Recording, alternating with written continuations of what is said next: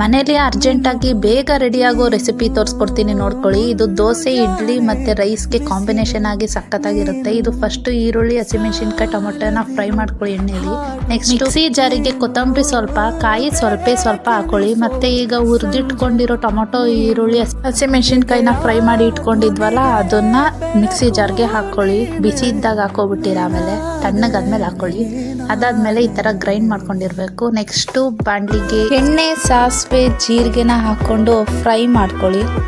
Fry ಮಾಡ್ಕೊಂಡಿದ್ದಾದ್ಮೇಲೆ grind ಮಾಡ್ಕೊಂಡಿದ್ದ tomato ಚಟ್ನಿನ ಇದಕ್ಕೆ ಹಾಕ್ಕೊಳ್ಳಿ. ಬಾಣಲಿಗೆ ಹಾಕ್ಕೊಂಡು ಸ್ವಲ್ಪ ಎಷ್ಟು ಉಪ್ಪು ಬೇಕೋ ಅಷ್ಟು ಉಪ್ಪು ಹಾಕ್ಕೊಂಡು ಫ್ರೈ ಮಾಡಿಕೊಂಡ್ರೆ ಟೊಮೊಟೊ ಚಟ್ನಿ ರೆಡಿ.